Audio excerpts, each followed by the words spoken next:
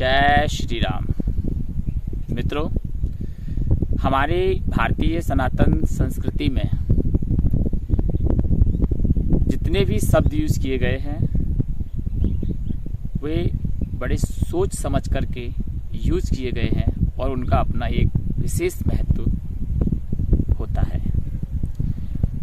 सनातन धर्म, सनातन संस्कृति और सनातन, ये आपने बहुत सुना होगा। तो आइए जानते हैं कि ये सनातन शब्द का वास्तविक अर्थ क्या है। आखिर इसे सनातन क्यों कहा जाता है। लोग कह देते हैं जो सदा से चला आ रहा है वही सनातन है। जो सदा से चला आ रहा है सनातन है, इतनी तो बात समझ में आती है। लेकिन ये सदा से क्यों चला आ रहा है, क्यों इसको सनातन कहा गया है, आज इसी को हम समझने का प्रयास करेंगे। जी हाँ, सनातन का तात्पर्य जो सदा से है, जो सदा रहता है, जिसके ना तो जन्म का पता और ना जिसकी मृत्यु का पता। यूं कहें कि ना तो जो जन्मता है और ना वह जो मरता है, वही सनातन है। ऐसे ही हमारा सनातन धर्म है, ना ये जन्म लेता है ना इसकी मृत्यु होती है। ऐसे ही हमारी आत्मा है, ना ये जन्म लेती है ना इसका मरण होता है। ऐसे ही सनातन ब्रह्म है जो न जन्मता है न मरता है। ऐसे ही सनातन प्रकृति है जो न जन्मती है न मरती है। मरने का तात्पर्य भौतिक वस्तुओं के संदर्भ में इसको हम विनाश के रूप में ले सकते हैं कि प्रकृति का ना तो उदय होता है और ना ही इसका विनाश होता है। तो सनातन क्यों, आज इसी को समझेंगे। देखिए, सनातन का मतलब होता है नित्य, जो काल के प्रभाव से मुक्त हो, उसे कहते हैं सनातन। अब ये काल क्या होता है, सनातन को समझने के लिए हमें काल को समझना होगा। काल यानी कि समय। समय कैसे बनता है? देखिए, समय इस सृष्टि में हर एक तारे के आसपास का समय अलग अलग होता है, हर एक ग्रह का समय अलग होता है। ठीक, ये तो आप जानते ही हैं, साइंस के स्टूडेंट हैं तो आप जानते ही होंगे, या जो एस्ट्रोनॉमी खगोल शास्त्र में रुचि रखते हैं वे भी जानते होंगे कि कैसे सभी ग्रहों का, तारों का, सौरमंडल का समय अलग अलग होता है, अलग अलग ब्रह्मांड का अलग अलग समय। लेकिन समय के बारे में एक बात कही जाती है, समय यानी कि गति। राइट, समय यानी कि गति। गति कब होती है इस सृष्टि में?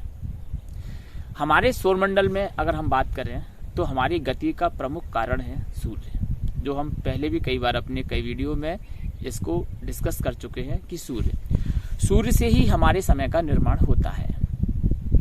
सूर्य से हमारे समय का निर्माण होता है, ये हम साइंस के आधार पर भी इसको समझ सकते हैं और हमारे धार्मिक ग्रंथों के आधार पर भी हम इसी सिद्धांत को लेते हैं कि सूर्य ही हमारे काल का निर्धारण करने वाला कारक है। तो मित्रों, समय का प्रभाव, समय पदार्थ से उत्पन्न होता है और पदार्थ पर ही अपना प्रभाव डाल पाता है। ये बात भी आपको माननी पड़ेगी। सूर्य क्या है? सूर्य पदार्थ से निर्मित एक तारा है।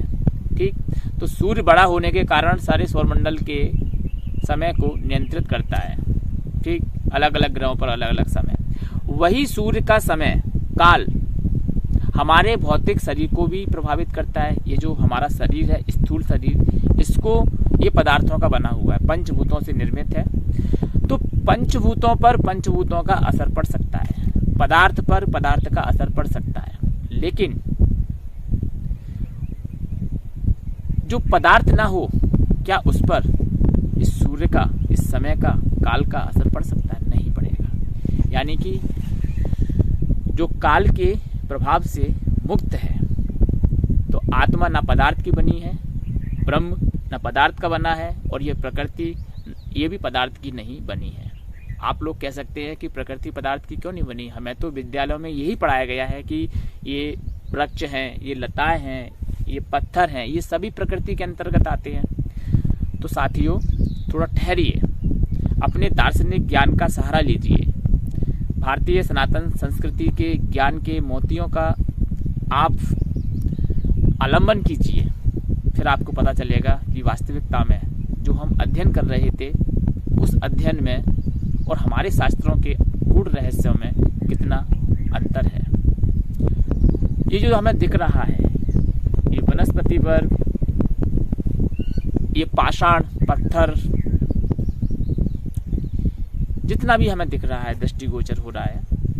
अभी वायु भी यहाँ बह रही है, लेकिन वायु हमें दिख नहीं रही है। वायु का स्पर्श होता है गुण, उसका द्रष्टव्य रूप उसका गुण नहीं होता।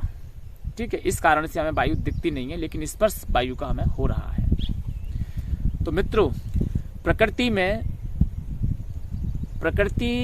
को कहते हैं सूक्ष्म रूप में इस सृष्टि का बीज जिसमें निहित होता है उसको कहते हैं प्रकृति। ठीक है, यह सृष्टि और ये सारे ब्रह्मांड उस प्रकृति रूपी सूक्ष्म बीज रूपी प्रकृति से ही जन्म लेते हैं। ये मैं नहीं कहता, ऐसा सांख्य दर्शन कहता है। तो जो स्थूल है ही नहीं है तो उस पर स्थूल का प्रभाव पड़ना भी नहीं है। जो पदार्थ है ही नहीं है तो उस पर पदार्थ का प्रभाव पड़ना ही नहीं है। इतनी बात आपको अगर समझ में आई है तो अपन आगे बढ़ते हैं। आत्मा, ब्रह्म या परमात्मा कहें, और ये प्रकृति, ये तीनों ही पदार्थों से सर्वथा विलग हैं। इसलिए इनका पदार्थ का कोई भी प्रभाव इन पर नहीं पड़ता। इसलिए समय का प्रभाव इन पर नहीं पड़ता। इस कारण से ये सभी चीजें जिन पर समय का प्रभाव नहीं पड़ता वे सनातन कही जाती हैं, वे नित्य कही जाती हैं, वे कालातीत कही जाती हैं। यही कारण है कि हम सनातन शब्द को यूज करते हैं।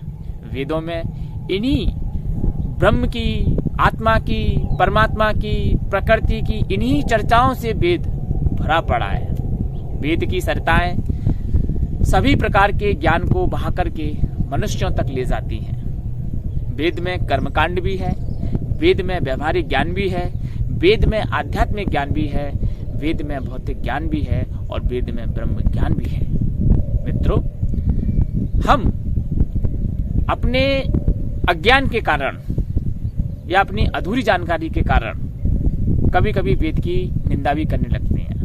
वेद की निंदा करना आसान है, लेकिन वेद के सिद्धांतों पर अध्ययन करना, उनको समझना, उन पर पुरुषार्थ करना, ये कहीं अधिक कठिन है। इसलिए हम निंदा करना सरल समझते हैं और निंदक बन जाते हैं। वेद की निंदा आज से नहीं, हजारों वर्षों से की जा रही है। बौद्धों के द्वारा वेद की निंदा की गई। बौद्धों को तो वेद के निंदक के तौर पर जाना जाता है, लेकिन क्या वे वेद की निंदा करने में सफल हो पाए? तो इसका उत्तर है नहीं हो पाए।